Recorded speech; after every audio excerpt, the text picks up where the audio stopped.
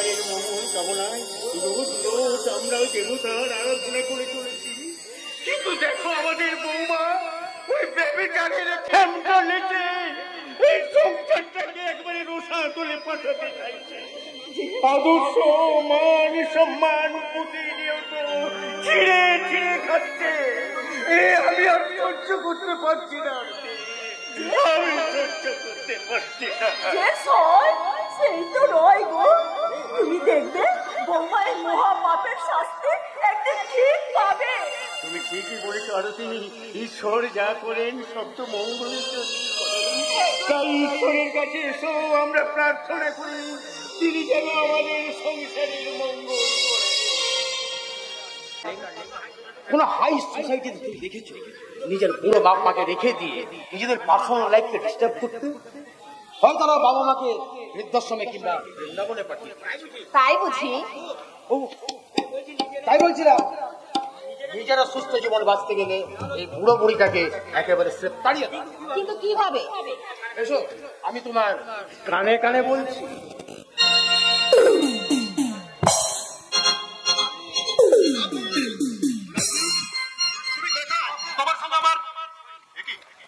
দাদা আপনি হঠাৎ আমাদের বাড়িতে?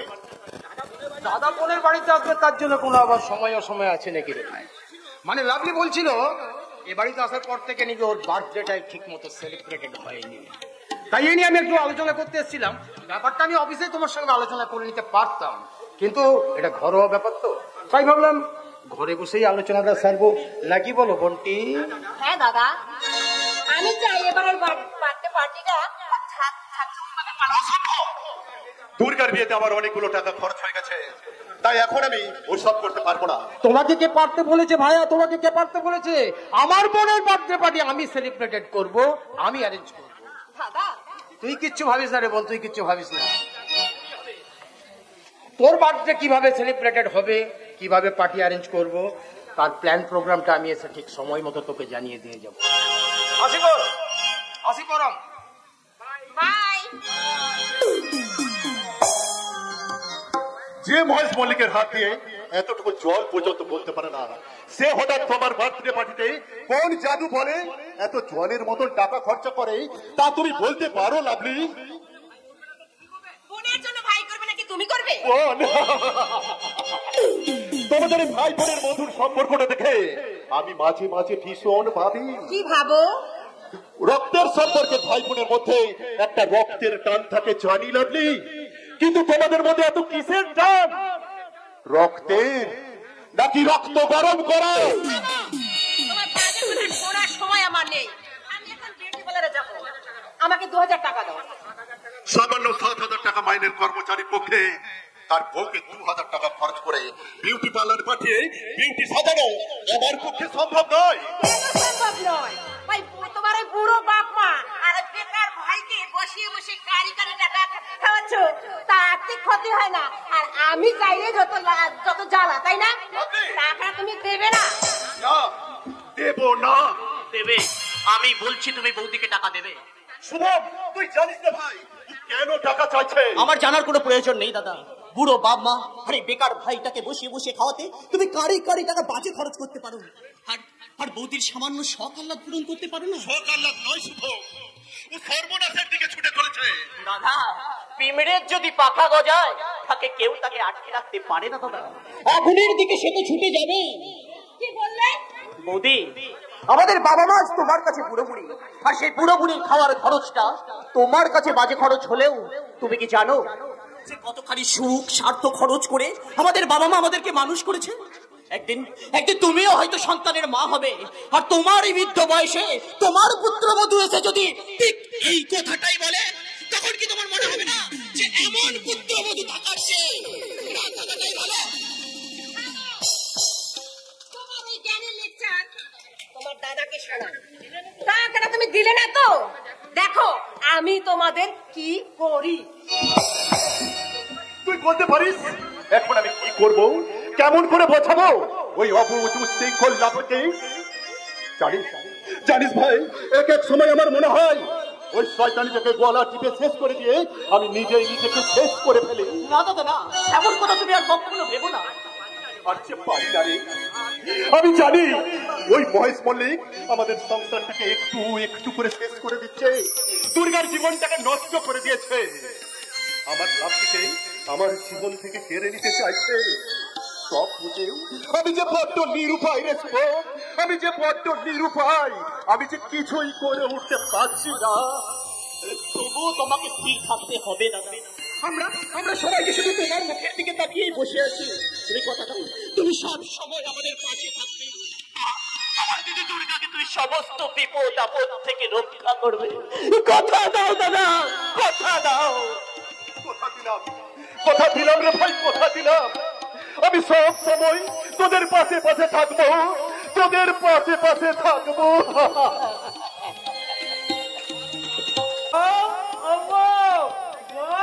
তোমাকে দেখতে পাচ্ছি না কেন গো? কি ব্যাপার মশাই, আজ এত খুশি খুশি লাগছে কেন? আগে তোকে বন্ধ করলাম, তোকে বন্ধ করলাম। চোখ বন্ধ করবো? আচ্ছা,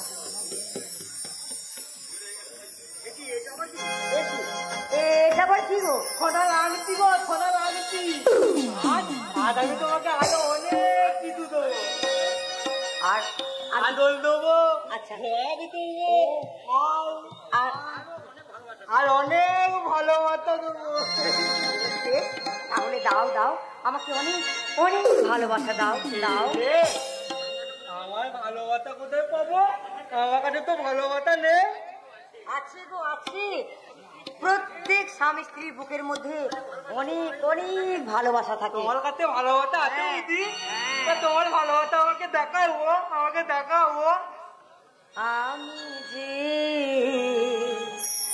বদলে গেলাম, নতুন হলাম আজ থেকে। আমি যে বদলে গেলাম,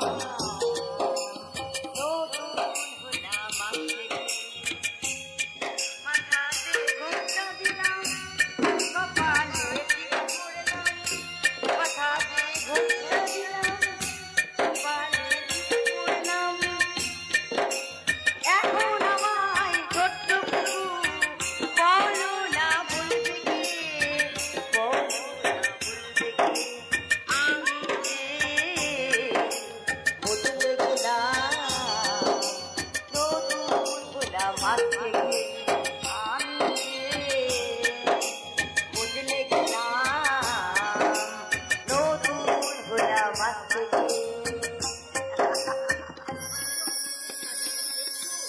কি ব্যাপার, তুমি আমার দিকে এরকম ভাবে তাকিয়ে তাকিয়ে কি দেখছো? তোমাকে দেখছি গো, তুমি কত সুন্দর, কত ভালো, তাই না গো? প্রত্যেক স্ত্রী তার স্বামীর কাছে জানো অনেক অনেক ভালো, অনেক সুন্দরীও হয়ে ওঠে জানো। কি আমি তো সব ভুলে গেছি। কি ভুলে গেছে? দাদা রে, তোমাকে এই কাগজটাতে একটা নাম লিখতে বলেছিল। দাও তো গো, ওটাতে তোমার নামটা লিখে দাও তো গো। না বৌদিমণি, হ্যাঁ? এই কাগজে তুমি সই করবে না। এটা কিসের কাগজ গো? ওটা কোনো সাধারণ কাগজ নয় গো বৌদিমণি, ওটা তোমার শ্বশুর মশাইয়ের করা মহামূল্যবান দলিল। মূল্যবান দলিল? আর ওই দলিলে কি লেখা আছে জানো? কি কি লেখা আছে? ছোটবাবুর অবর্তমানে ওই সম্পত্তিটা মিশনের নামে চলে যাবে। না, আর যদি কেউ ছোটবাবুকে বিয়ে করে তাহলে সেই হবে ওই সম্পত্তির অধিকারী। জানি তো, জানি তো, জানি তো। আমার দাদা বলেছে এখন সব সম্পত্তি আমার বউয়ের। কিন্তু ওই দলিলে বৌদিমণি সই করলে সম্পত্তিটা তোমার দাদা হয়ে যাবে গো। সে কি কি কথা বলছো তুমি? সেটাই বলছি বৌদিমণি, হ্যাঁ, বড়বাবুর স্বরূপটা আমি জানি, আর বড়বাবুর সঙ্গে তাল মিলিয়ে তোমাকে যা কথা কথা বললো আমি বাঁচিয়ে রাখতে চাচ্ছি, তাই বলছি কি তোমরা একটু সাবধানে থেকো বৌদিমণি। কি বলছো তুমি? একটু সাবধানে থেকো। ওগো, কি বলছে কি বলছে বলো না। এই সম্পত্তি না, না, না। আমি তো কিছু বুঝতে পারছি না। বলো বলো বলো। আমার সম্পত্তি আমি কাউকে দেবো না, কাউকে দেবো না।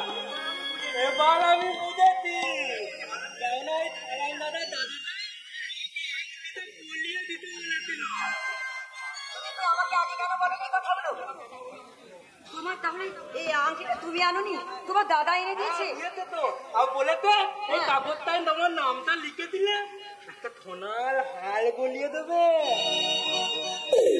হাড়ি নয় রে ভাই, শুধু হাড়ি নয়, তোর জন্য আমি একটা দামি পোশাক কিনে দেবো। ওই কাগজটা সই করে নিয়েছিস তো ভাই? আমার বউ বলে দিয়েছে ওটা সই করবে না। তাহলে এই 6 তারিখটাই তোর মাথায় এই কুমন্ত্রণাগুলো জোগাচ্ছে, তাই না? ওই 6 তারিখ আজ আমি যে চুলের মুঠি ধরে ঘর থেকে তাড়িয়ে নিয়ে দিয়েছি। পারবেন না, পারবেন না ভাসুর ঠাকুর, পারবেন না। এই বাড়িতে আমার পাকাপাকি থাকবার একটা সুবন্দোবস্ত আমার হয়ে গেছে। মানে আপনার ভাইয়ের জামাই শাখা আর এই শীতের সিঁদুর এই আর এই সম্পত্তির অধিকার যখন আমার হয়ে গেছে, তখন আপনি তো দূরের কথা, পৃথিবীর কোনো শক্তি নেই যে বাড়ি থেকে আমাকে বের করে দেবে। বুঝেছেন ভাসুর ঠাকুর? দূর, আপনাকে আমার ঠাকুর বানা, আপনি একজন অসুর। অসুর আমার এই আসরিক প্রবৃত্তির পরিচয়টা তুমি আগেই পেয়ে গেছো। এবার দেখবে আবার কি হবে। তোকে আমি একটা মাত্র কাজ দিয়ে গেছি, সারা জীবন পায়ের উপর পা তুলে খেয়েছিস, একটা কাজও করতে পারেছি। এই কাগজটাই সই করে রাখতে বলেছিলাম, সেটাও করতে পারছি না। ভয় পাস? তুই বলতো ভয় পাস না? না ভয় পাবি না।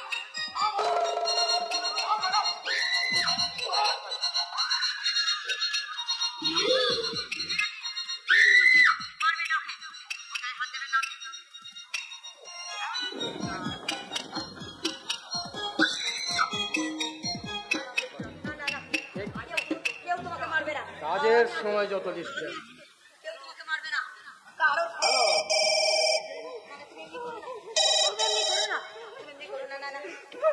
কে বলছে? আমার কারখানায় ধর্মঘট কিসের? কিসের দাবি? না কোন দাবি আমি মানছি না, আমি এক্ষুনি আসছি।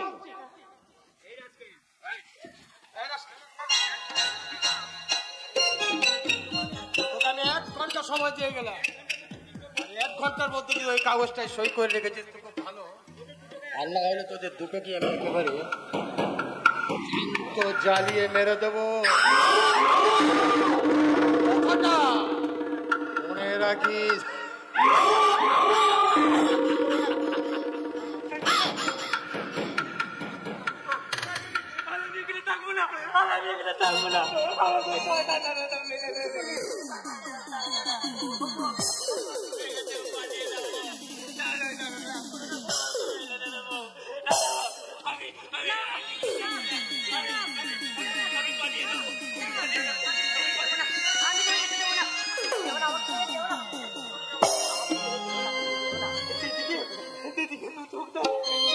আমি দিদিকে পালিয়ে যাবো, আর তুমিও পালাবো, না হলে তোমাকে মেরে দেবো।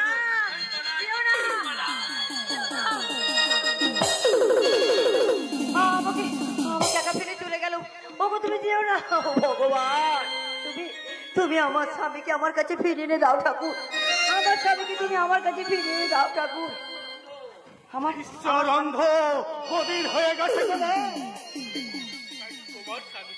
তোমাকে নিজেই ফিরে আনতে হবে গো। কি আপনি কে? আমি তো দক্ষ গো মা, রাজার ধনাক মালিককে আগে রাখার দায়িত্ব নিয়ে বসে আছি। আর সেই সম্পদ ওই মালিকের কাছে গচ্ছিত করতে পারলে আমার যে ছুটি গো মা, আমার যে ছুটি। সেই 7 বাজার ধরুন মানিক কে? তাকে তো আমি খুঁজছি, জল থেকে স্থল, আলো থেকে আধার,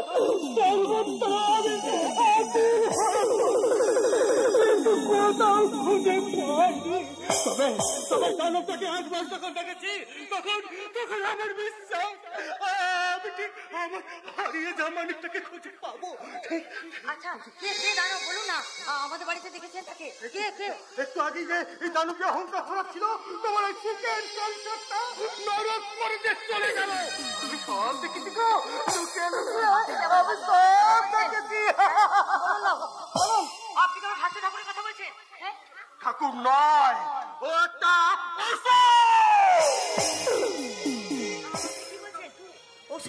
অসুর কাকে বলছেন আপনি? তুমি তো একটা দেবী গো মা। আমি যে তোমার মধ্যে কি নয়নি আবার পাচ্ছি। তুমি পারো না দানব জননী দুর্গা হয়ে দানবটাকে নিধন করতে। আপনি কে? আর এত কথা আপনি বলছেন বা কেন? বলুন না, বলুন আমাকে বলুন, আপনি বলুন। তা তো আমি জানি না। আমি আমার হারিয়ে যাওয়া ভাগ্যকে খুঁজতে খুঁজতে এখানে এসে দেখলাম এই বাড়ির সাথে আমার জীবনে অনেক কিছু মেল আছে। এই বাড়িতে রয়েছে অসংখ্য অতীত। আচ্ছা, এই অতীতকে খুঁজতে আমি মাঝে মাঝে শুরু করি এই বাড়িতে। কি আপনি বাবা? কি বললে বাবা? বাবা?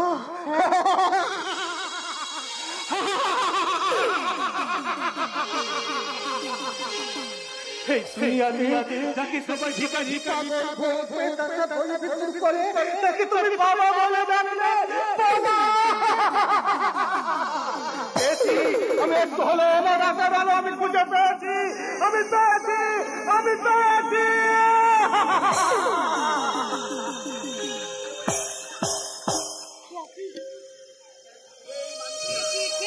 কে এখন তো কে? আমি কেন বুঝতে পারছি না।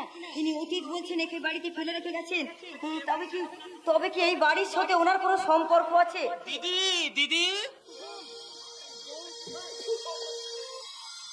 তুই এসেছিস ভাই, তুই এসেছিস। বাবা মা কেমন আছিস রে ভাই? দাদা বৌদি বল না, শোন তুই কেমন আছিস? সবাই ভালো আছে। তার আগে বল তুই কেমন আছিস?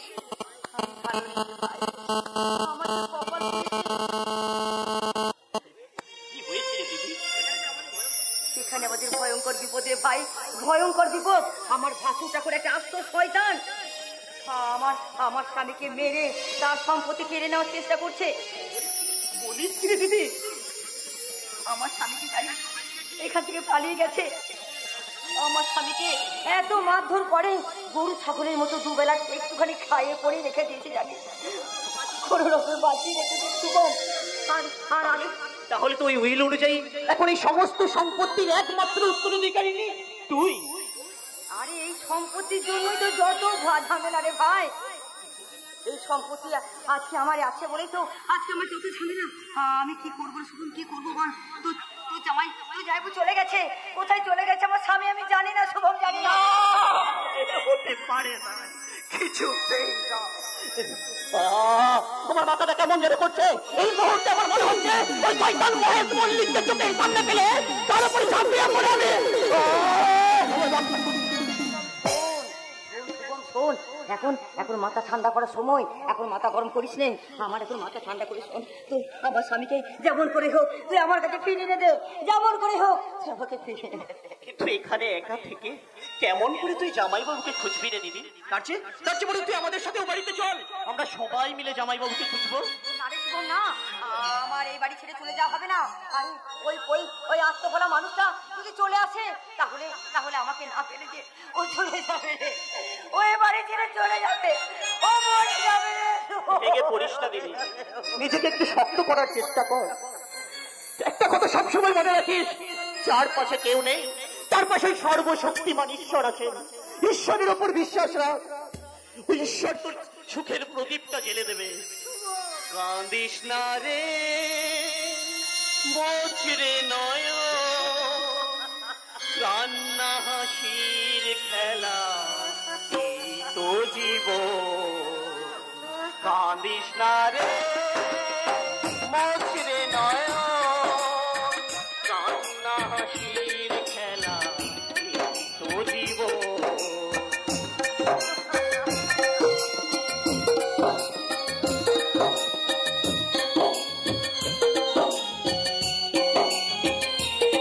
জীবনে আঘাত সে তো আসবে আসবে, বুক ভাঙা বেদনায় হৃদয় তো ভাসবে। আবার সুখের ছোঁয়া দিয়ে যাবে মন। কাঁদিস না রে বছরে নয়, কান্না হাসির খেলা এই তো জীবন।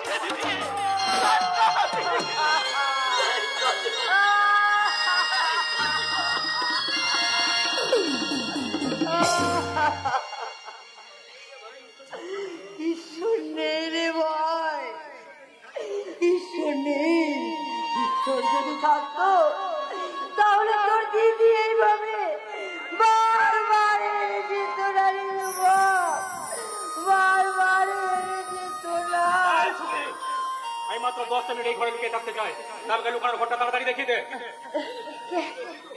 আপনি তুমি এসেছো? তুমি আমার এই বেশে কেন গো? আরে এই বেশে আসবো নাকি ছদ্ম বেশে আসবো?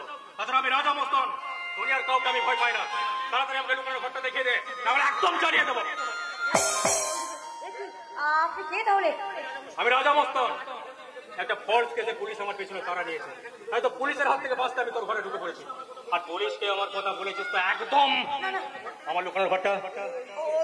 Thank you madam. কে ওই লোকটা? বিকল আমার স্বামীর মতো দেখতে। ওই লোকটাকে রাজা মস্তান বলছে আমার স্বামী। আমি তো বুঝতে পারছি না।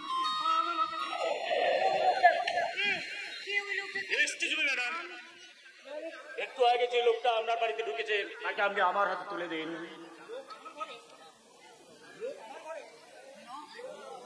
লোক আমার ঘরে? দিগন্তদা তুমি?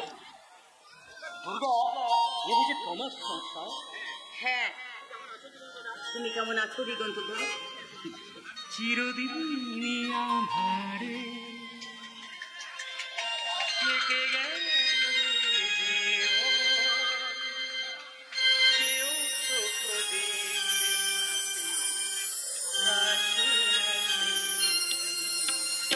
চিরদিন আধারে কেটে গেল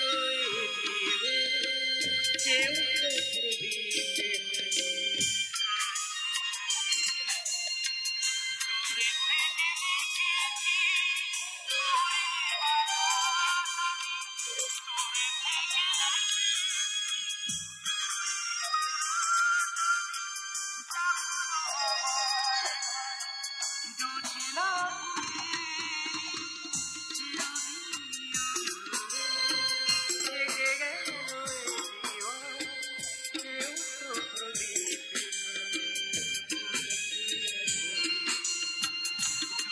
দেখে দেখেছি পূর্ণিমার রাত আমি, কখনো আমার জ্যোৎস্না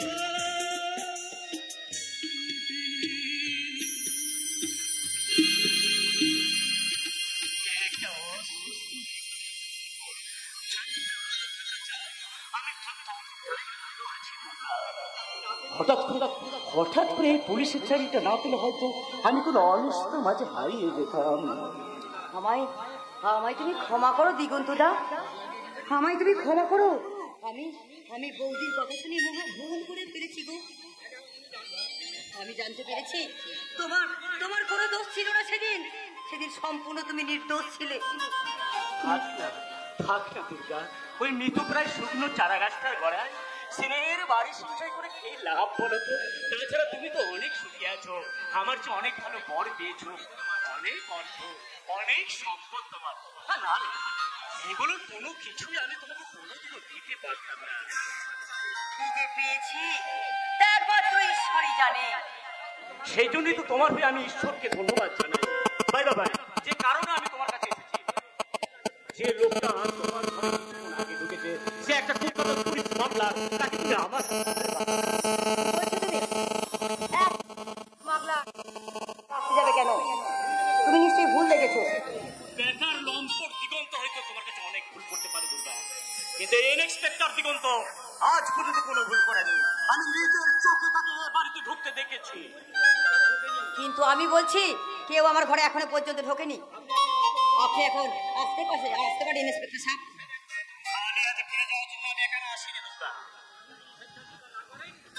আপনি যদি স্বেচ্ছায় স্বীকার না করেন, আমি কিন্তু আমার আইনি ক্ষমতা প্রয়োগ করতে বাধ্য হব। একজন গৃহবধূর ক্ষমতাও কিন্তু আপনার জানা নেই ইন্সপেক্টর। দেশের আইন বেশি দেখাতে গেলে আমি কিন্তু চিৎকার করে পাড়ার লোক দেখে বলবো যে আপনি আমার চিরস্থায়ী। তুমি না আদর্শ সংসার করার স্বপ্নে তুমি তোমার মুখে এই কথা ঠিক মানায় না দুর্গা, একদম মানায় না। দিগন্তদা, আজ আমার ভাবতে অবাক লাগছে, একদিন তোমাকে আমি ভালোবেসেছিলাম, তোমাকে। সরি, আজ আমার নিজের জন্য নিজের বড় খুব সহজ। আমি যে জন্য এসেছি তোমার ঘর আমি আজকে সার্চ করবই, তুমি কোনো আমাকে বাধা দিতে পারবে না।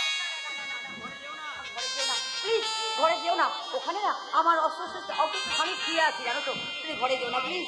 আমি নিজে গিয়ে দেখতে চাই যে তোমার স্বামী না আমার খুঁজে ফেরা আছে। তুমি তোমার স্বামীকে আঠা মিঠা দিয়ে পুলিশের হাতে তুলে দেবে বলে পুলিশ দেখে তো বুঝি। মানে আমি মেয়েটা থামি গো, দোবারাম বিদ্যা ধরতে না বুঝি। তুমি বলে দাও না আমি তোমার স্বামী। আমি বলেছিলাম না যে ওই ঘরে আমার স্বামী শুয়ে আছে, তাহলে আমার কথা মিলল তো? Sorry Durga, I am very sorry. তোমার স্বামীকে দেখে আমি অবাক হয়ে গেছি। আসলে আমার সেই খুঁজে ফেরা রাজা মুস্তানো তোমার স্বামী মতো একদম অতিক্রম করছে। তাহলে এবার যাচ্ছি। অসময়ে এসে বিরক্ত করার জন্য আমি দুঃখিত। তোমাদের দাম্পত্য জীবন এই কামনাই করি।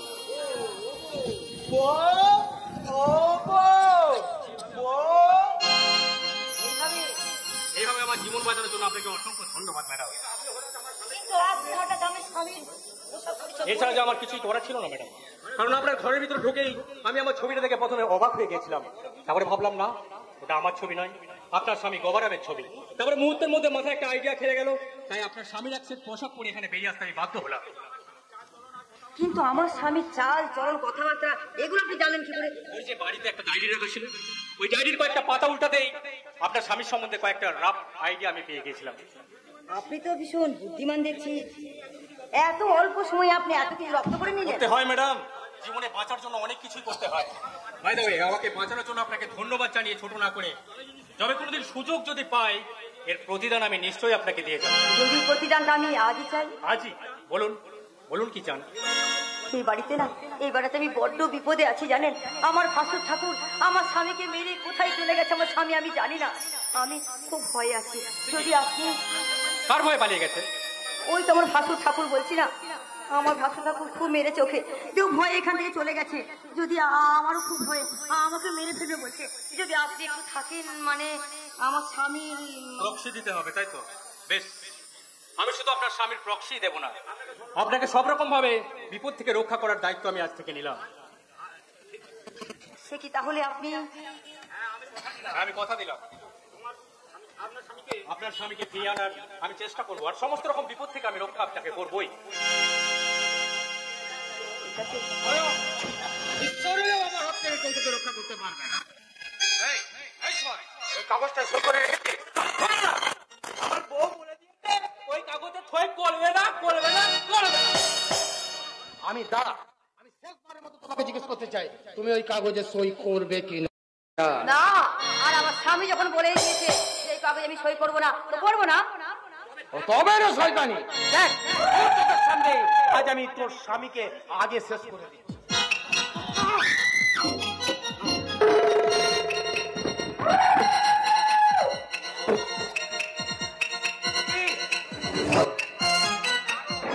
মারো মারো, যত তোমাকে মেরেছে তার প্রত্যেকটা মারের প্রতিশোধ তুমি নাও।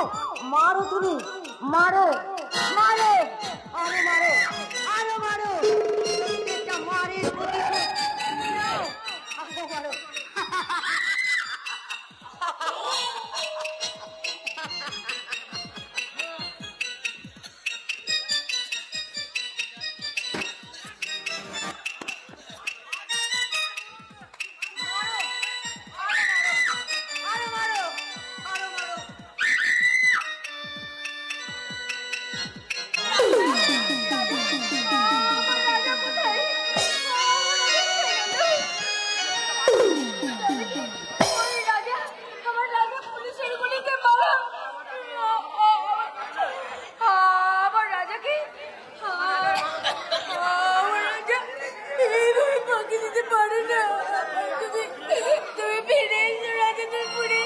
আসবে না, তোরা তো রাজা প্রতিরে তোকে জানি মারতে হবে না রে। ওরা সব থেকে ফুটেছে একেবারে তোর ভেঙে পড়েছে।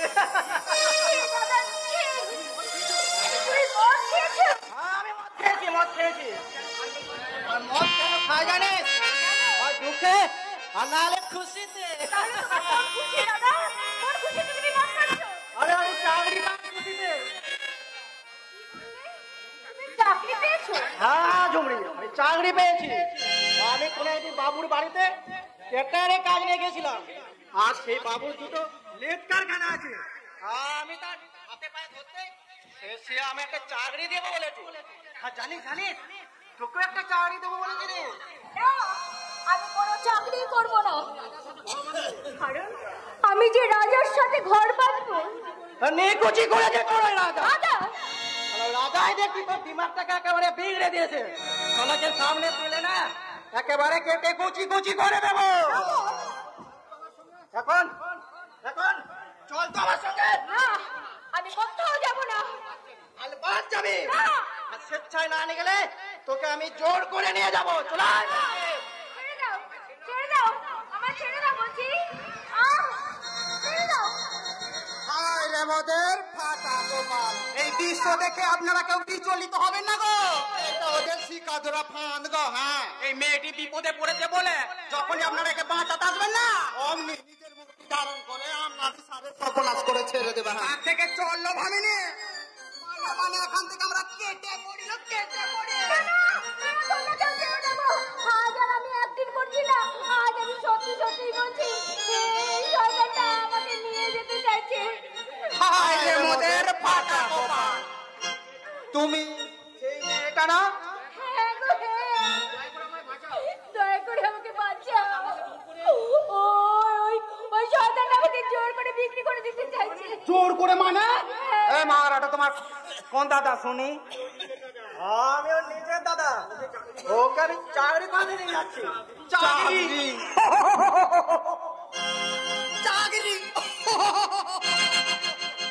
এই নেতাদেরকে টাকার বস্তা হাতে ধরিয়ে দিলেও এখন আর চাকরি পাওয়া যায় না।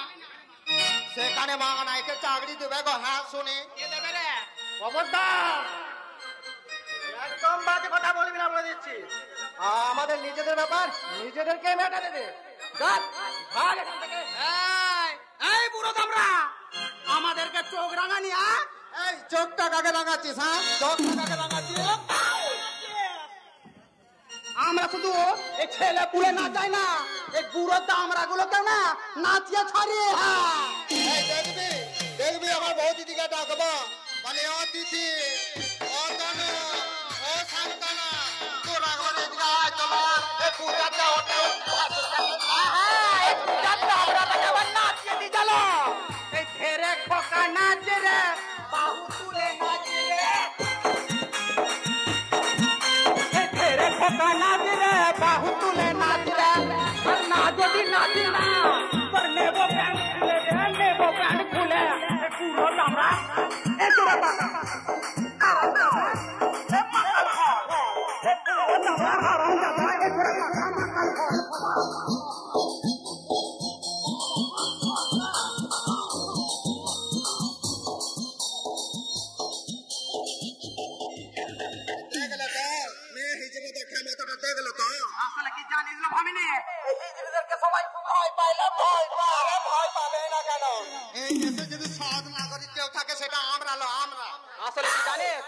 আপনারাও তো জানেন, এই পুরুষরা দেখেছেন তো যে মহিলাদেরকে রেপ করে, কিন্তু কখনো কি দেখেছেন যে হিজড়ারা কোনো মহিলা বা পুরুষকে রেপ করে?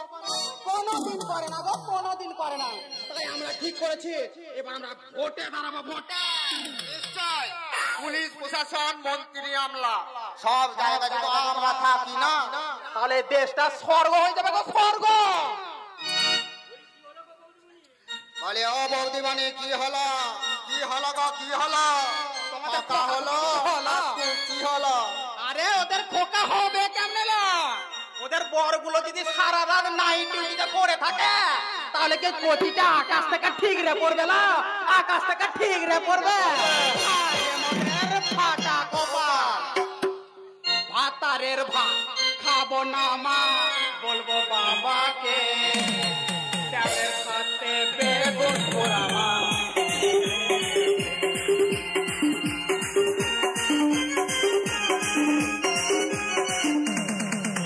যে কলমে খালি থাকে না, সে কলমে লেখা যায় না।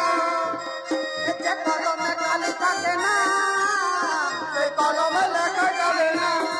আমার মনটা পাথরে গড়া, আমার মনটা পাথরে গড়া।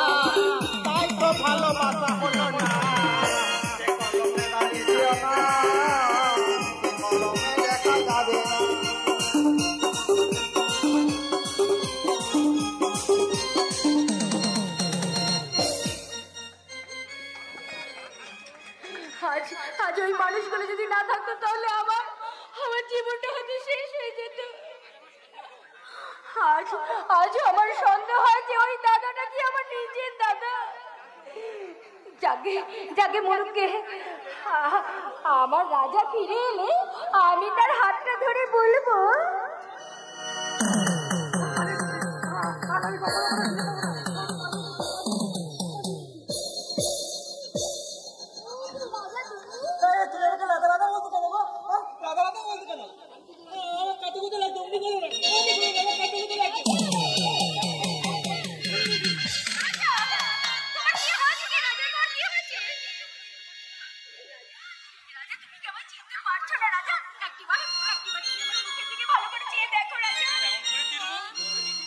আমি কি তোমাকে আগে কখনো দেখেছি নাকি? একবার তুমি আমার মুখের দিকে ভালো করে তাকিয়ে দেখো রাজা, তাহলে দেখবে ঠিক চিনতে পারবে রাজা। আমি যে তোমার চুমড়ি রাজা, আমি যে তোমার চুমড়ি।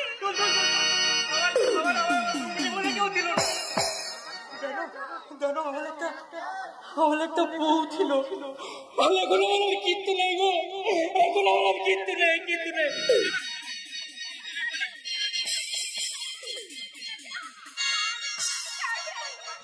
আমাকে কেন তুমি চিনতে পারছো না রাজা, বলো না। তুমি এমন করে করে কথা বলছো, বলো না রাজা কি হয়েছে তোমার।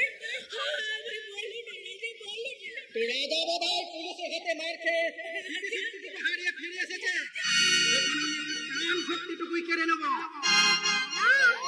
তুমি আমার রাজার কোনো ক্ষতি করতে পারবে না। রাজাকে আমি যেমন করে পারি আমি সুস্থ করে তুলবো, তবু তোমার কাছে আমি কোনো ক্ষতি হতে দেবো না। তুমি আমার আরো কাছে এসো রাজা।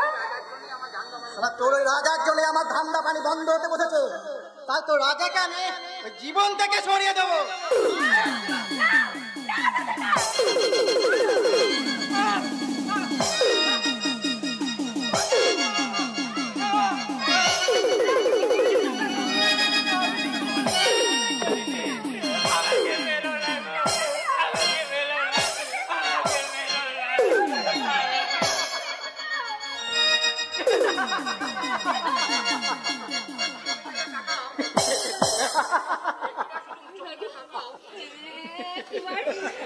শুধু একবার তুমি একবার চোখটা মেলে তাকাও রাজা। বলে ডাকো না রাজা। রাজা রাজা রাজা তুমি কথা বলছো না কেন রাজা? তবে কি আমার রাজা বোধহয় একেবারে শেষ হয়ে গেছে। না, এই নিয়ে তুই আর অশান্তি করিস না, তার চেয়ে তুই বরং চোখ কান বন্ধ করে রাখ। বলো কি মা, এইভাবে দিনের পর দিন বহুদিন এই ব্যভিচার আমাদেরকে চোখ কান বন্ধ করে সহ্য করে যেতে হবে? না না, এ আমার পক্ষে কিছুতেই সম্ভব না। আচ্ছা তোরা কি বলতো? হ্যাঁ, শুধু নিজেদের কথাই ভাববি। আমার দুলাভাইকে নিজেদের ঘরের জন্য মনে হয় না সে কেমন আছে? তোদের কি একবারও জানতে ইচ্ছা করে না? এবারের বাকি সবাই দিদির নামটা মন থেকে মুছে ফেললেও তার এই ছোট্ট ভাই শুভম যেতে পারেনি। আর তাই তো তোমাদের কাউকে কিচ্ছু না জানিয়ে আমি একদিন লুকিয়ে লুকিয়ে দিদির বাড়ি গিয়েছিলাম। গিয়েছিলিস বাবা? কেমন আছে রে তোরটা? সে তার খাবারগুলো স্বামীকে নিয়ে সুখী হয়েছে তো? আমাদের কথা জানতে চাইনি। তোর বাবা কেমন আছে তাকে জিজ্ঞাসা করেনি? কি রে চুপ করে আছিস কেন? তোমার কোন প্রশ্নের জবাবটা আগে দেবো সেটাই তো ভাবতে পারছি না। তার মানে তোমার মেয়ে যে এখন অনেক বড় বাড়ির বউ, খাবা তোমার স্বামী তো ক্ষতি কি? সে এখন দামি দামি শাড়ি পরে আর সোনা হীরের গহনায় যেন রাজ রানীর মতো হয়েছে। আর জানো আমি যেতেই আমাকে কোথায় বসাবে, কি খাওয়াবে সেই নিয়েই ব্যস্ত। আর এত কিছু খাবার দিল যে সেগুলো কখনো আমি চোখেই দেখিনি। কি বললি? আচ্ছা শুভ, তুই আমার চোখে চোখ রেখে কথাগুলো আর একবার বলতো। মা আমি তুই কি রে? এই ছোট্ট থেকে আমি তোকে কোলে পিঠে করে মানুষ করেছি। তোর চোখের ভাষা মুখের ভাষা যে এক নয় তা আমার চেয়ে আর কে জানবে? ধরা পড়ে গেলাম। কত চেষ্টা করেও আমি আসল সত্যিটাকে গোপন রাখতে পারলাম না। কি তোর আসল সত্য রে শুভম? তবে কি আমার মেয়েটা চির দুঃখে যে যার জীবন গড়া, সুখ কি কখনো তার পাশে আসে বাবা? তার মানে আমাদের দুর্গা এতটুকু সুখী হয়নি বাবা। ওই শয়তান মহেশ মল্লিক দিদির জীবনটাকে একেবারে শেষ করে দিয়েছে। এই শয়তান মহেশ মল্লিকের অত্যাচারের ভয়ে জামাই বাবু বাড়ি ছেড়ে পালিয়ে গেছে। সেই দুঃখে আর আতঙ্কে আমার দিদিটাও বোধহয় একেবারে শেষ হয়ে যাবে বাবা, একেবারে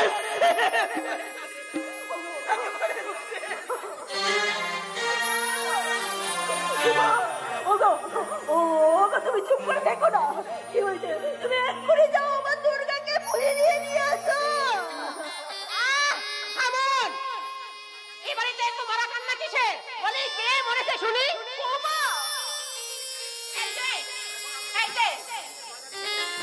কখন আপনাকে বাজারে দেখ আর সর্বকে বাজারে দিতে বলেছি, তাই এখানে কি করছেন? বলেছিলাম আজ আমার বার্থডে পার্টি, তাই আমাদের বিশেষ কিছু গেস্ট আসবে, তাই বাজারে টাকা বাজার করে নিয়ে আসুন। আর আপনি কিনা এখন এখানে বসে? না মানে বাজার করে টাকাটা এখনো পাইনি তো বৌমা, তাই সামান্য বাজার করার টাকাটাও নেই নাকি? আমার বার্থডে পার্টির বাজার বলে না থাকার বাহানা মারছে। বৌমা কি হলো?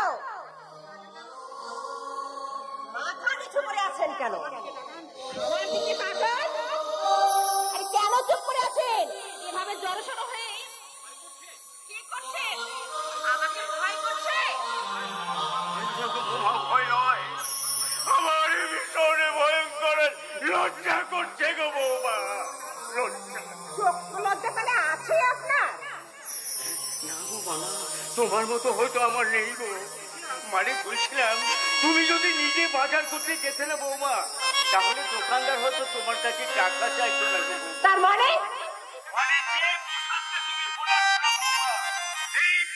দোকানদারের সামনে দাঁড়ালে দোকানদার বিনা পয়সায় তোমার ওই বাজারের আমাকে অপমান করছেন।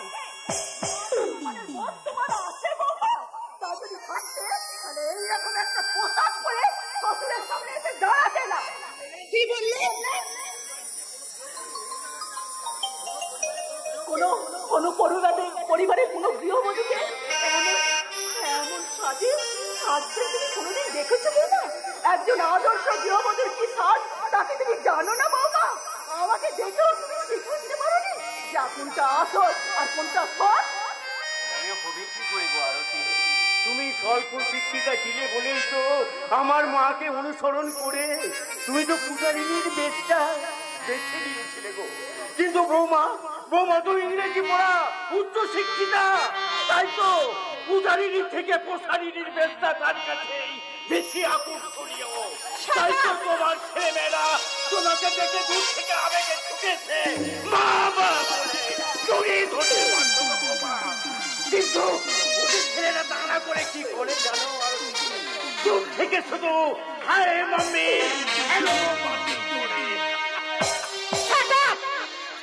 আমাকে এত বড় অপমান!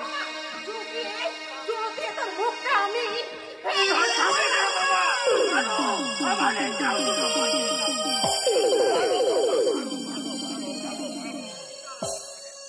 তোমার এই সুন্দর নরম জুতোটা ওই পুরোটার শক্ত গালে মারলে জুতোটা অক্ষত থাকবে কিনা সেটা পরখ করতে আগে নিজের গাড়ি বসিয়ে দেখো।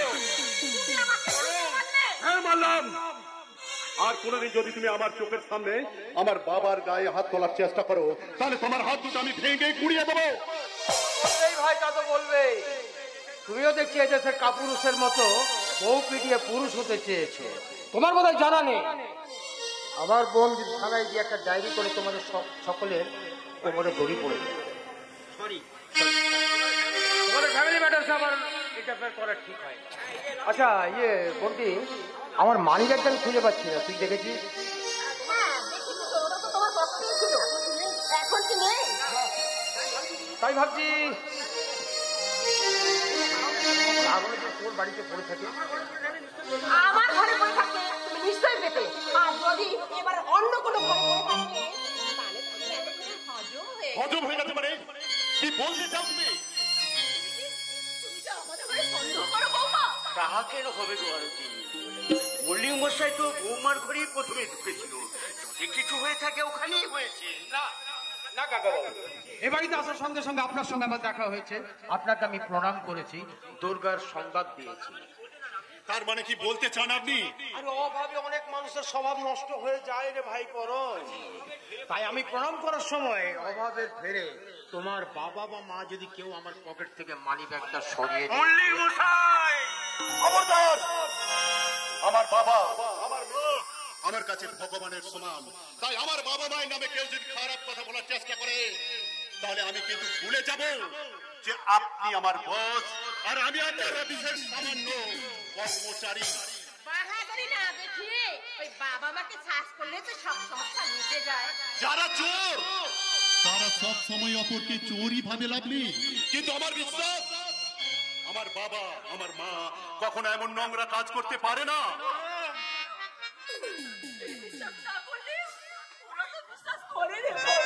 না মা না, তুই বরং আমাদের ঘরে পরীক্ষা করে তাই বলছি বাবা না, তুই আমাদের সাথ কর বাবা। আয় বাবা আয়, ওরে সত্যের অগ্নি পরীক্ষা দিতে আমরা প্রস্তুত আছি রে বাবা। না বাবা না, আরে তুই আমাদের সাথ করে তুমি তোমার বাবাকে শ্বাস করো আর আমি তোমার মাকে শ্বাস করব।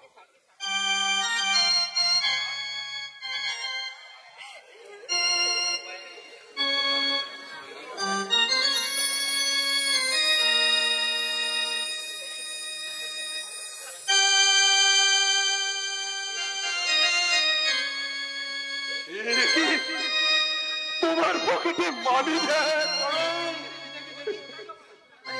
হ্যাঁ, এটাই তো আমার মানি। ভালো করে দেখো দাদা, সব ঠিকঠাক আছে তো? তোমার পকেটে ওই মানি ব্যাগ এলো কি করে? তাই তো, মল্লিক মশাইয়ের মানি ব্যাগ আমার পকেটে। আচ্ছা আচ্ছা আরতি, আমি কি স্বপ্ন দেখছি না জেগে আছে আরতি? মাথার উপর আকাশ থেকে এখনো স্থির আছে, পায়ের তোমার মাটি কি এখনো চৌচির হয়ে যায়নি আরতি?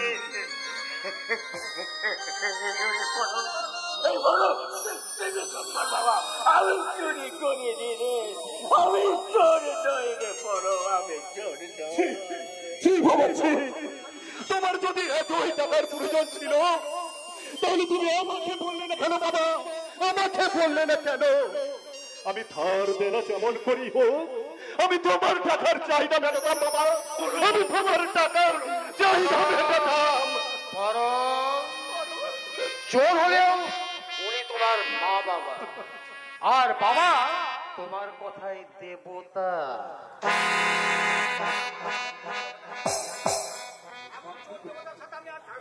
ওই ওই দেবতাদের সঙ্গে আমি আর থাকবো না। তুমি থাকো তোমার ওই চোরের মতো দেবতার সঙ্গে, আমি চললাম।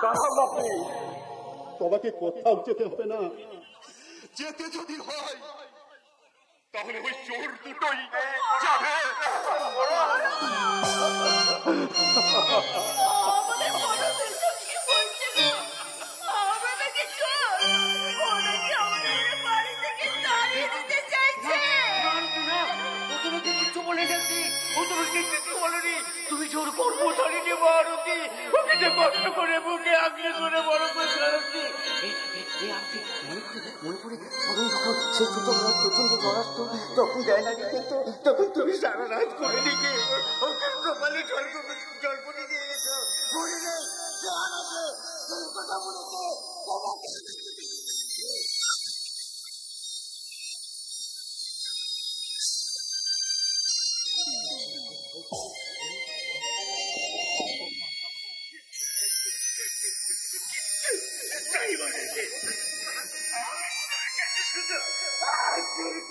বাবা, আমাকে নয় রে, তোর মাকে এই বাড়ি থেকে তাড়িয়ে দিচ্ছে। তোর মাকে এই বাড়িতে থাকতে দে বাবা। আমি থাকবো না, আমি থাকবো না রে। থাকো না, আমি বাড়িতে থাকবো না। যে সংসারে আমার স্বামীকে চোর অপমান দেয়, সেই সংসারে আমি থাকবো না।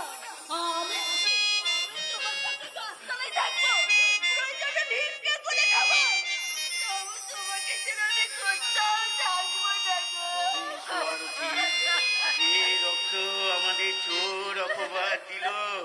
সেই রক্তের বন্ধনকে ছিন্ন করে আর আমাদের বাস্তু দেবীকে শেষ প্রণামে জানিয়ে আমরা এই সংসার থেকে চির বিদায় এসো আরতি।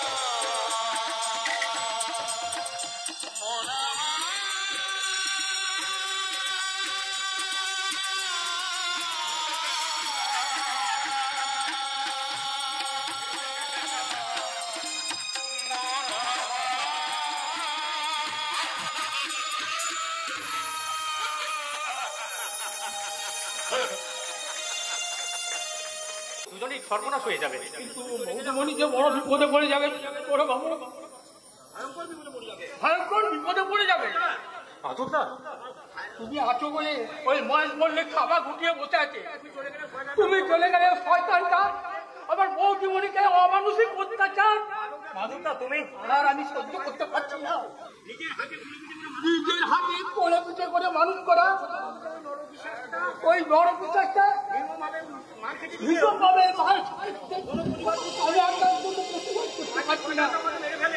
আচ্ছা আমাকে মেনে ফেলে।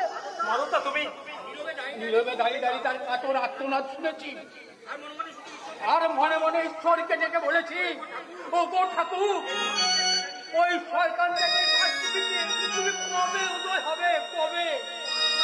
মাধবদা, আমার প্রার্থনা ঈশ্বর শুনেছে গো, সেই জন্যই তো তোমাকে এই রক্ষা করতে এই সংসারে পাঠিয়েছে। মাধবদা, তুমি কিন্তু বারবার ভুল করছো।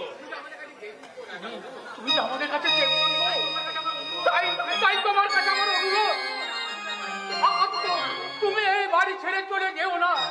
তুমি চলে গেলে আমার বৌদিমণিকে শেষ করে দেবে, শেষ করে দেবে। না, ওই মহেশ মল্লিক, শয়তান মহেশ মল্লিক আমার বৌদিমণির কোনো ক্ষতি করতে পারবে না। যদি কোনো ক্ষতি করার চেষ্টা করে, তাকে আমি কেটে কুচি কুচি করে ফেলবো। কেন রাজা, আমার বই তোমার হাতে কিসের দয়া? রাজা, কি করছিস রাজা? তুই এভাবে ফাঁস করে দিতে চাইছিস? যদি মেম সাহেব জানতে পারে তার স্বামীর অভিনয় করতে করতে তুই মেম সাহেবকে একটু একটু করে ভালোবেসে ফেলছিস, তাহলে রাজা কি আমার মনের কথাটা বুঝতে পেরে গেল? ওকে জানতে পেরে গেছে যে ওকে আমি আমার স্বামী আসলে।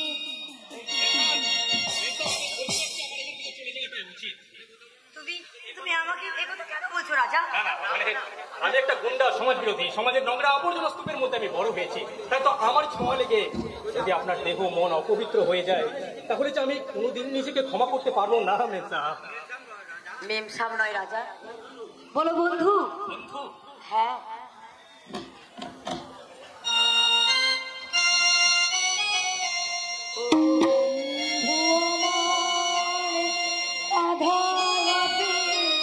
যদি ও গো বন্ধু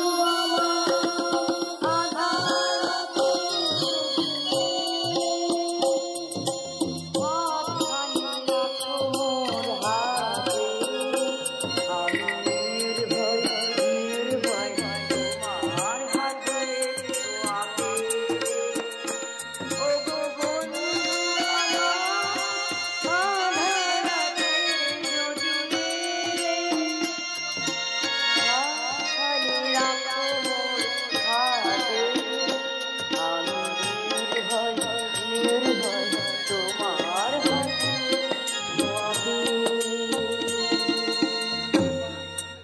রাজা।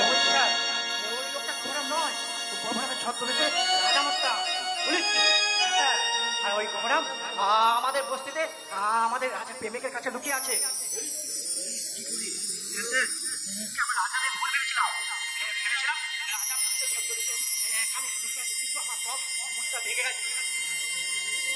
লুকিয়ে আছে বললি?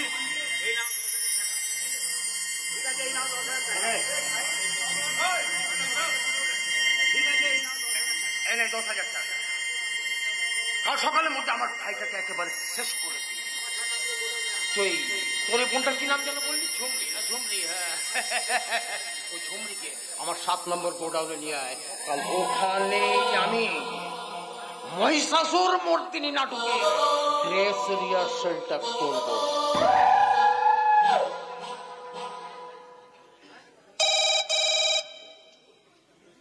Hello, police station. আমি মহেশ মল্লিক বলছিলাম স্যার। আপনাকে একটু আমার বাড়িতে আসতে হবে।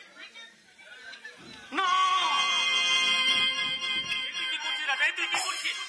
এই ঝুমরি যদি জানতে পারে তার প্রিয় রাজা তাকে ভুলে গেছে। তুই এই মেয়ে স্যারকে একটু করে ভালোবেসে ফেলেছিস, তাহলে আমি কোনোদিন নিজেকে ক্ষমা করতে পারবো না। অপরাধী ওরা ঠাকুর, অপরাধী ওরা। আমি বেঁচে থাকা ত্যাগিদি আমার আসল স্বামীকে ঘুরে আমি এই নকল স্বামীর হাত ধরেছি। আমার স্বামী ফিরে এলে আমি আবার রাজাকে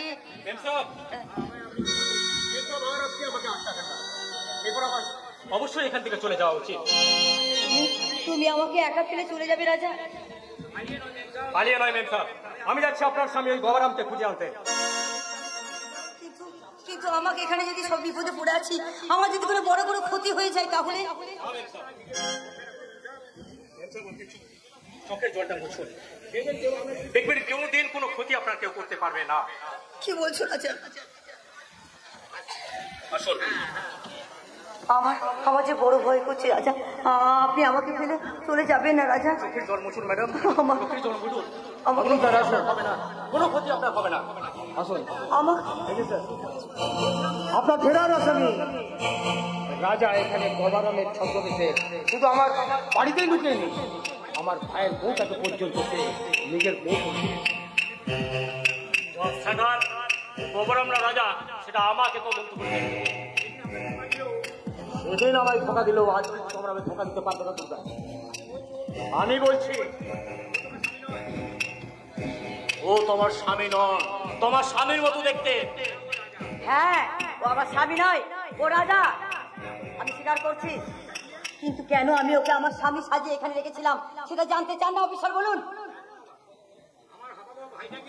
আমার ওই হাবা গোবা ভাইটাকে তাড়িয়ে দিয়ে এইরকম একটা বলিষ্ঠ পুরুষকে নিজের শরীরে আমার মেম সাহেবের সম্বন্ধে একটা বাজে কথা বললে তোর জিভটাই আমি টেনে ছুঁড়ে নেব। Sorry sir. না না, এরকম করবে না, এরকম করবে না। কাঁদবেন না মেম সাহেব, কাঁদবেন না। আপনি আপনার চোখের জলটাকে মুছে মনের মধ্যে প্রতিশোধের আগুন জ্বালান, প্রতিশোধের আগুন। আমি চলেই যাচ্ছি মেম সাহেব। এই কটা দিন আপনার স্বামীর অভিনয় করতে করতে যদি কোনোদিন কোনো অন্যায় করে থাকি তার জন্য আপনি আমাকে ক্ষমা করে দেবেন মেম সাহেব।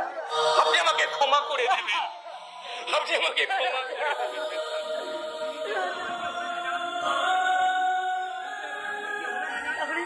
চলে গেলে আমার কি হবে রাজা? বলো, আমার কি হবে? আমার অসহায়তার সুযোগ নিয়ে ওরা তো আমার বড় ক্ষতি করে দেবে রাজা, ওরা তো বড় ক্ষতি করে দেবে। না মেম সাহেব, না, দুনিয়ার কোনো জেল নেই যে রাজা মস্তানকে আটকে রাখতে পারে। আর আমার একটা কথা শুনে রাখ মহেশ মল্লিক, তোর জন্য আমার এই মেম সাহেবের চোখ থেকে যদি এক বিন্দু জল ছড়ে তার 1000 গুণ রক্ত তোর দেহ থেকে নিগড়ে বার করে নেব। কথাটা মনে রাখিস। কোথায় আমাকে নিয়ে যাবেন? চলো। রাজা না, তোমাকে শোনো, কোথাও নিয়ে যেও না। আমি আইনের সৈনিক ম্যাডাম। তোমরা সবাই চলে গেলে তুমি অন্তত কিছু করো। আমি আইনের সৈনিক ম্যাডাম। ব্যক্তিগতভাবে কারোর পক্ষে কিছু করার আমার পক্ষে সম্ভব নয়। দিগন্ত তো তুমি, তবে একজন পুলিশ অফিসার হিসেবে আমি আপনাকে কথা দিতে পারি, আপনার হাজবেন্ডকে আমি খুব তাড়াতাড়ি ফিরিয়ে আনার চেষ্টা করব। চলি, গুড বাই। দিগন্ত তো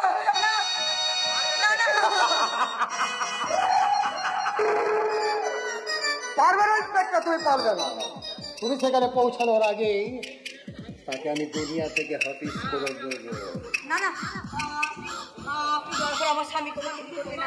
শুধু তোমার স্বামী নয়, আমার কথা মতো না চললে তোমাকেও আজ আমি শেষ করে দেবো। এটা হলো তোমার বেঁচে থাকার ছাড়পত্র। দাও, এটা একটা সই করে দাও। না, আমি এখানে কিছুতেই সই করবো না। এই সমস্ত সম্পত্তি আমার স্বামী নামে লেখা আছে। ও না, বিরাটটা বলি, আমি এখানে কিছুতেই সই করে দেবো না। কিছুতেই না, না না না, আমি কিছুতেই সই করবো না। এই সম্পত্তিটা পাওয়ার জন্য আমি 25 বছর অপেক্ষা করে আছি, আর আমি এক মুহূর্ত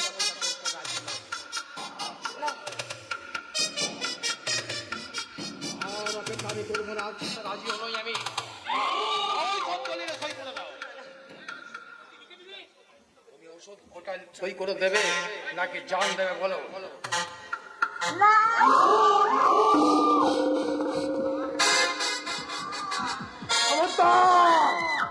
একটা আঘাত করবো না বলে দিচ্ছি।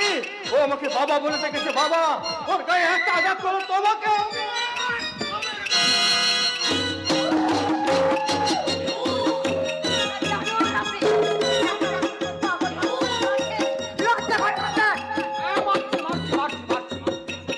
এই সম্পত্তিটা পাওয়ার জন্য আজ থেকে 25 বছর আগে আমি আমার বাবাকে এই করে জলমগ্ন জাগিয়ে পড়েছিলাম।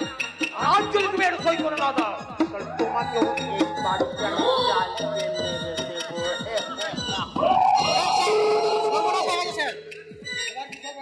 ও রাজামশাই পুলিশের গাড়ি থেকে লাফ দিয়ে পালিয়ে গেছে। সে কি? আর রাজামশাই আপনারা কোনো ক্ষতি করতে পারে, এই বড়বাবু আপনাকে থানার মধ্যে সেন্টার নিতে বলেছে। এই জন্যে এদেশের পুলিশ অফিসারগুলো সারা পাবলিকের কাছে মাছ একটা ছিটকা মস্তানকে আইসা করতে পারে না। আচ্ছা, কিন্তু ওই রাজামস্তানের ব্যবস্থা আমি তো। আরে আপনি কি থানায় যাচ্ছেন স্যার? না, আমি রাজামস্তানকে খুঁজে তাকে জ্যান্ত খবর দিয়ে দেবো। আপনাকে আমি একটা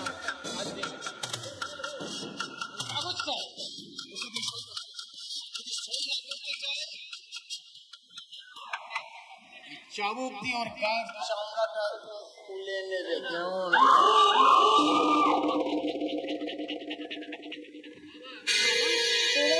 বাবা গো, শোনো না, ওঠো না বাবা, ওঠো না বাবা গো, ওঠো বাবা, ও বাবা, ওঠো ওঠো, তোমার কোথাও লেগেছে? বলো না বাবা, তোমার কোথাও লেগেছে? ওঠো ওঠো।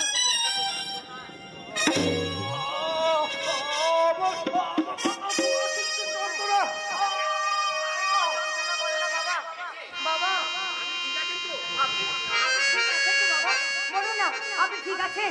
বাবা, ওর কথা বাদ দিয়ে এই দলিলে সই কর বলছি। আমি মরবো, তবু কখনো এই কাগজ আমি সই করবো না দলিলে। তুমি তুমি দানবের হাতে লাঞ্ছিত সহ্য করে চলেছ। তুমি তো নারী, তুমি তো তুমি জানো, তুমি জানো, তুমি জানো।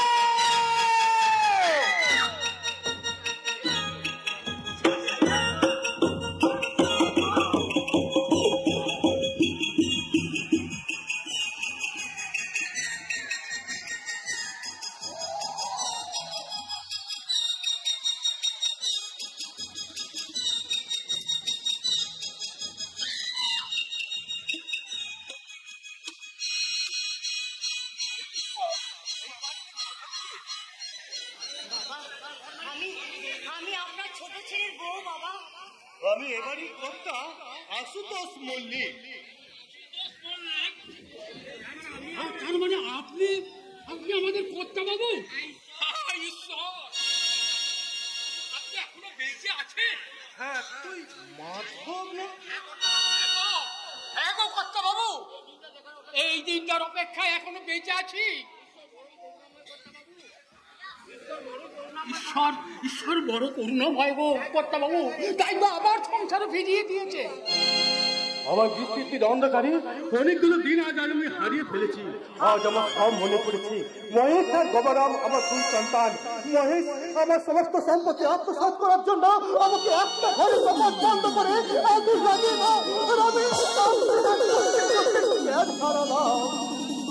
আপনি মারা গেছেন ভেবে বড়বাবু বস্তায় ভরে গঙ্গায় ভাসিয়ে দিয়েছেন। তারপর কোথায় যে কিভাবে বেঁচে উঠলাম তা ঈশ্বরই জানে।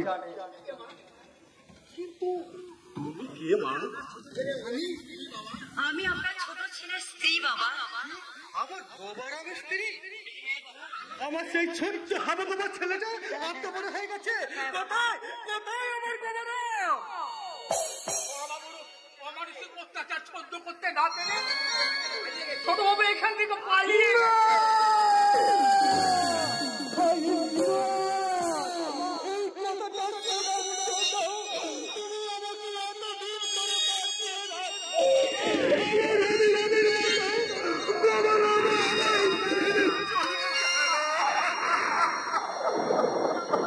আমার চমক সন্তান অবিকল গোবরামের মতো দেখতে। ও যখন 5 বছর বয়স স্কুল থেকে ফেরার পথে একদল দুষ্কৃতীরা ওকে তুলে নিয়ে পালিয়ে যায়। যা আমরা হারিয়ে যাওয়ার আরেক সন্তান, এই বিষয়ে আর কোনো সন্দেহ রইল না। তুমি অনেকক্ষণ আগে এসেছে এবং এই ফ্যামিলির মর্মান্তিক কাহিনীগুলো শুনে আমি তার চোখ পড়ে গেছি। মহেশ মল্লিক যে এত বড় ক্রিমিনাল তা আমি ভাবতেও পারিনি। সেসব কথা এখন থাক, কিন্তু রাজা রাজা কোথায়? দিগন্তদা বলো, তুমি বলো রাজা কোথায়? রাজা নাকি পুলিশের কবল থেকে পালিয়ে গেছে। ইন্সপেক্টর দিগন্ত বিশ্বাসের হাত থেকে পালিয়ে যায় এত সোজা নয় দুর্গে। রাজাকে আমি পালিয়ে যেতে সাহায্য করেছি। বাবু তুমি, তার মানে তুমি রাজাকে? হ্যাঁ দুর্গা, জানি আইন হয়তো আমাকে বেঈমান করবে, কিন্তু আমি ওই কাঁটা দিয়ে কাঁটা তুলতে চাই। তার মহেশ মল্লিকের মোকাবেলায় আমি রাজাকে এগিয়ে দিলাম। না ইন্সপেক্টর না, রাজা যদি সত্যি সত্যি অবিরাম হয় ওকে আপনি নষ্ট হতে দেবেন না। আপনার হাত ধরে অনুরোধ করছি।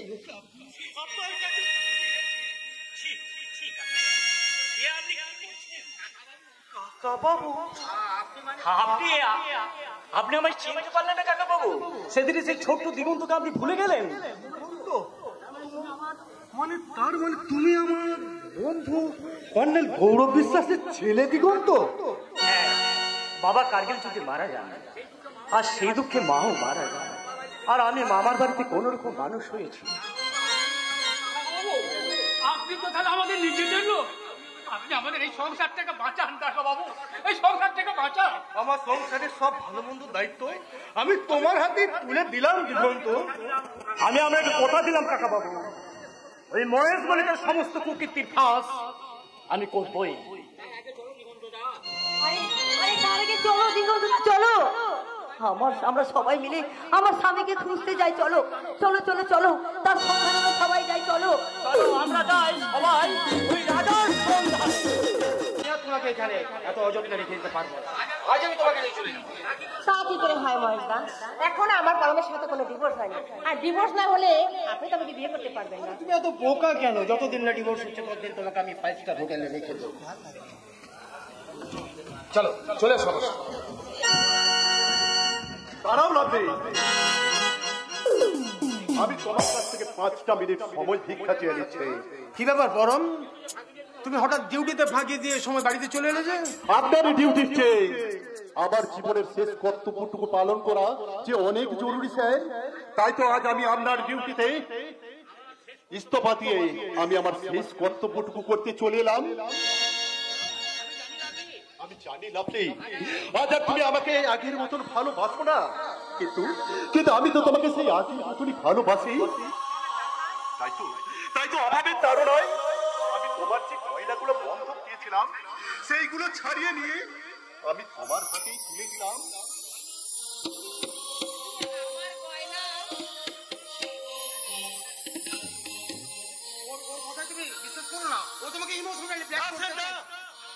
আমি কাউকে কোনো ব্ল্যাকমেল করছি না, আমি বরঞ্চ তোমাদের দুটি জীবনকে ত্যাগ করে আমি আমার নিজের জীবনটাকে ব্ল্যাক লিস্টে ফেলে দিলাম।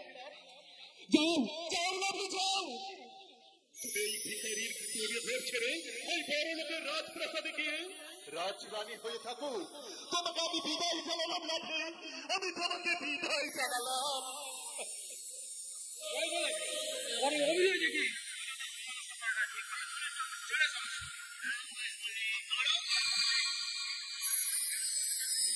এই পরিবারের মান সম্মানকে ধুলোর সাথে মিশিয়ে দিয়ে এবারের বউকে খুশরে নিয়ে পালাতে আমি তোমাকে দেবো না।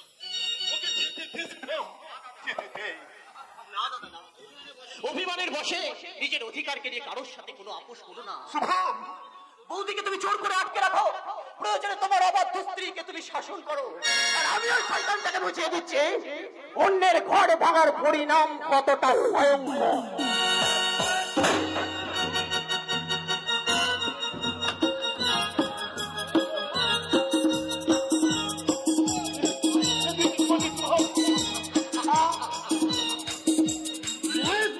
গায়ে হাত তোলার পরিণামটা কত ভয়ঙ্কর দেখেছো তো ভাইয়া?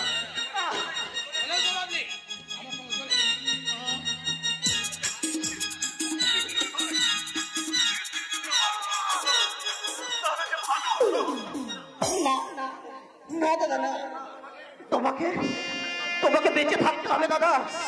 তুমি আমাকে কথা দাও, আবার আবার তুমি আমার বাবা মাকে এ বাড়িতে ফিরিয়ে আনবে। কথা দাও দাদা, কথা দাও।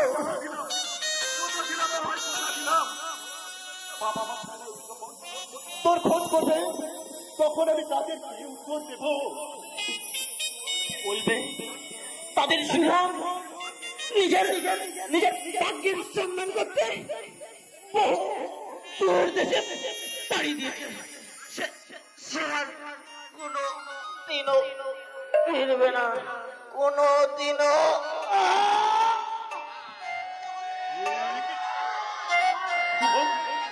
শুভম, কথা বলছিস না কেন রে ভাই? তোর চোখ দুটো স্থির হয়ে গেল কেন? তবে কিন্তু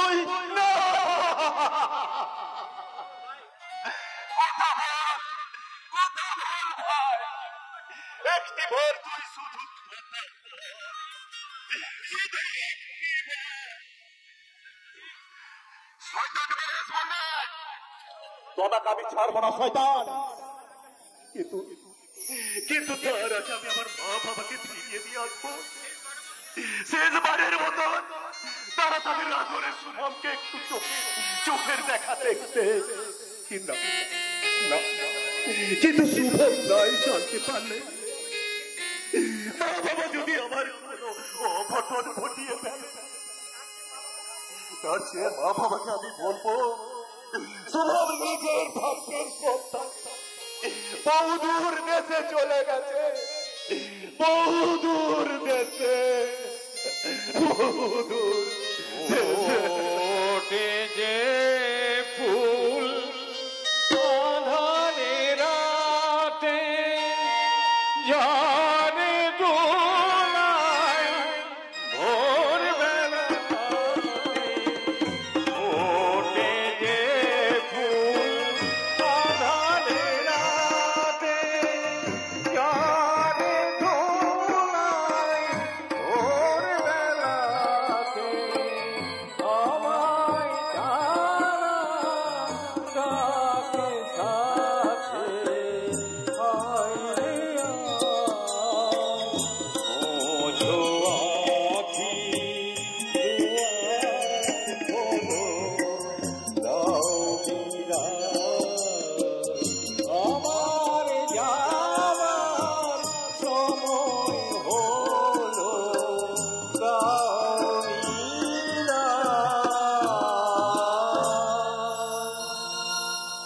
পথের ভিখারি হয়ে সব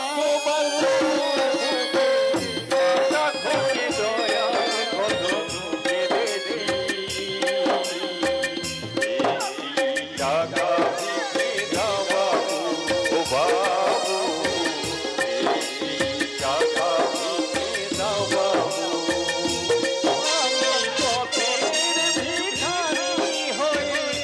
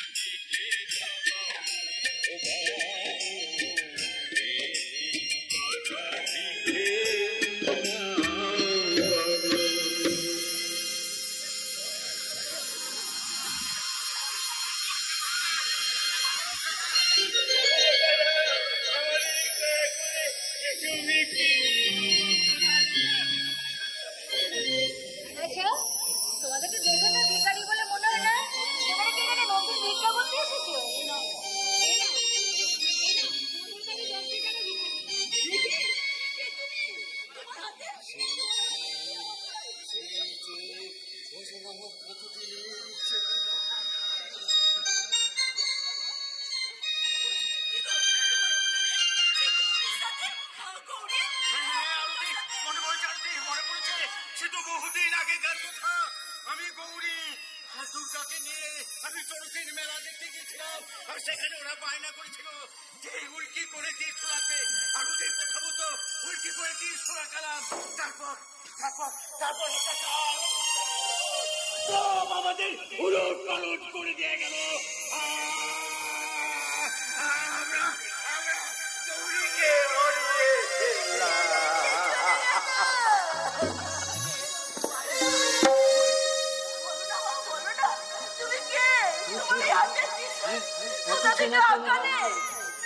জানি না, তবে আমার নাম ঝুমি, আর আমি ওর বস্তিতেই থাকি।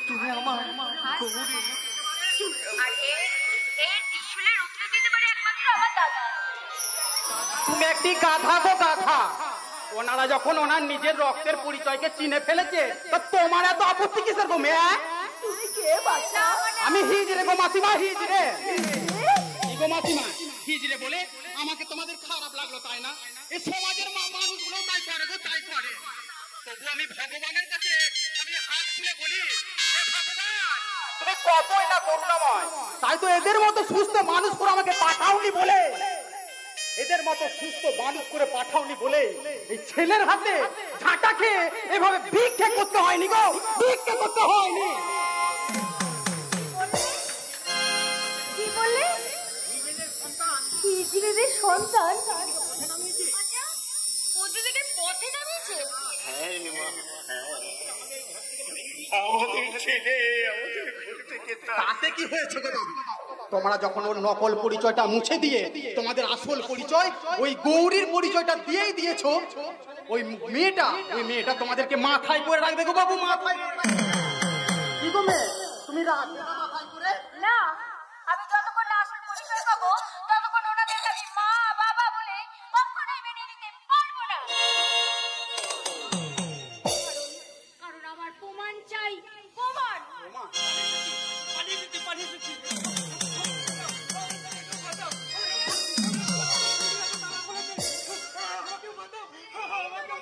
ও ছেলে রাজা নয়, ও ছেলে রাজার মতো দেখতে, মহেশ মল্লিকে ছোট হাবাই। ও ম্যাডাম,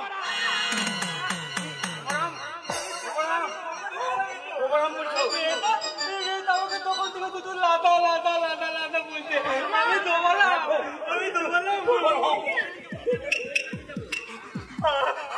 আমাকে আমার বইয়ের কাছে কেউ নিয়ে চলো না। বইয়ের কাছে নয় রে পাগলা, তোকে আমি একেবারে ভগবানের কাছে পৌঁছে দেবো। ও আমার জামাই হয়, ওর যদি ক্ষতি করার চেষ্টা করো তাহলে আমি কিন্তু তোমাকে ছেড়ে দেবো না। হুঁশিয়ার, তোমার জামাই হোক আর যে হোক, ও এখন আমার শিকার। ওকে আমি একেবারে স্বর্গে পৌঁছে দিই। ওজালটা ফেলে দে, নাহলে গুলি করে তোর মাথাটা আমি উড়িয়ে দেবো।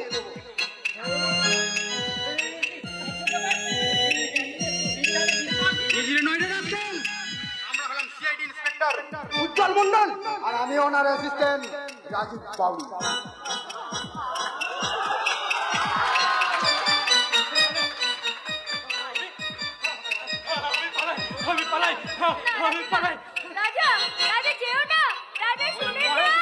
ফাঁদে ফেলতে তার অপরাধের শিকড় কতটা ছড়িয়েছে সেটা জানতেই আমরা হিজড়ের ছদ্মবেশ নিয়েছিলাম। এখন বল, গোবারামকে কে খুন করতে পাঠিয়েছে?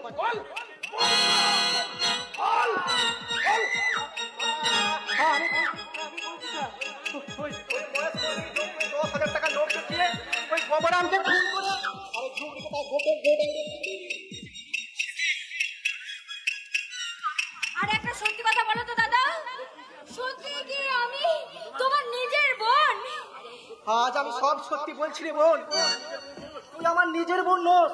সে বাবুজি ছোট্টবেলায় তোকে কোন চড়কের মেলা থেকে কুড়িয়ে এনেছিল। মেলা থেকে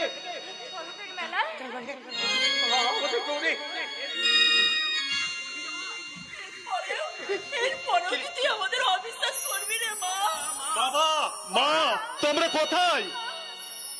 আমার সব অপরাধ ক্ষমা করে তোমরা বাড়ি ফিরে চলো মা, বাড়ি ফিরে চলো, না হলে আমি যে আত্মহত্যা করবো।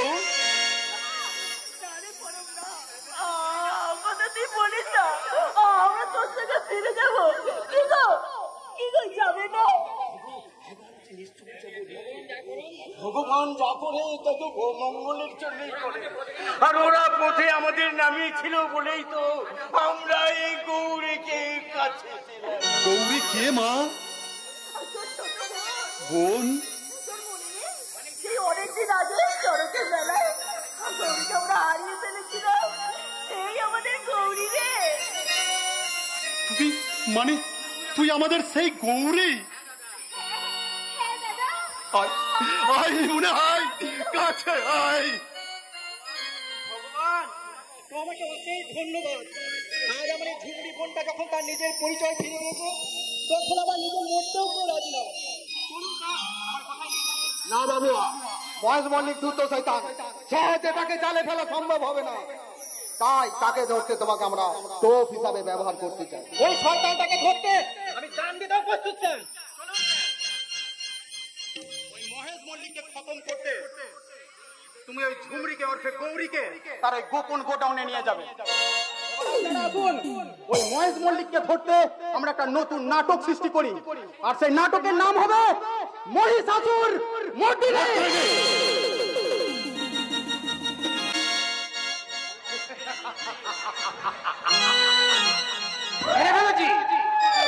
এই সম্পত্তিটা পাওয়ার জন্য একদিন আমি আমার বাবাকে এইখানে আগুনে পুড়িয়ে নেব, আর আজ আমি নিজের হাতে আমার ভাই গবারামকে আমি গুলি করে মেরে দুবাই মার্কেটে বিক্রি করে দিয়েছি।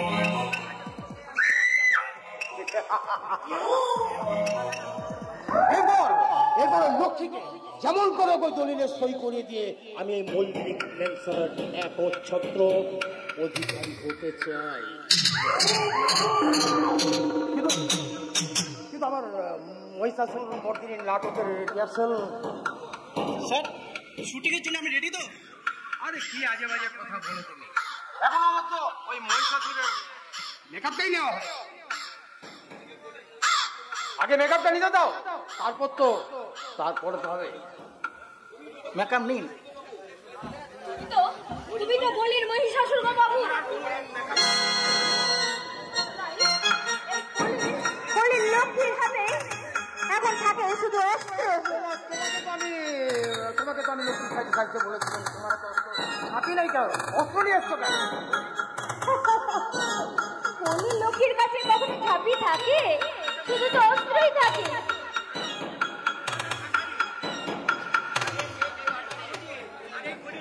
এই কলি সরস্বতী হাতে বিনা ছিঁড়ে ধরেছে বটি। আমি কলির লক্ষ্যে সরস্বতীকে এখন আমি গুলি করে শেষ করে দেবো।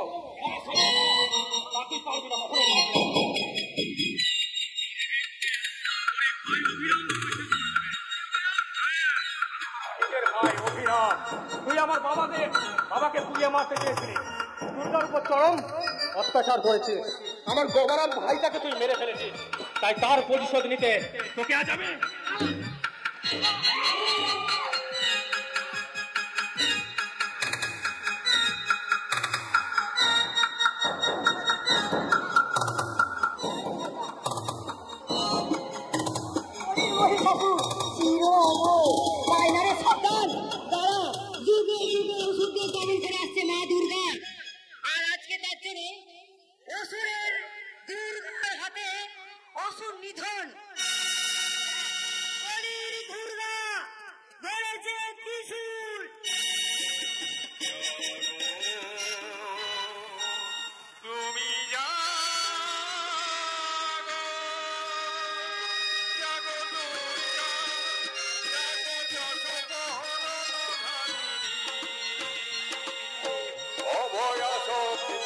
বলো কোথায় তুমি জাগো জাগো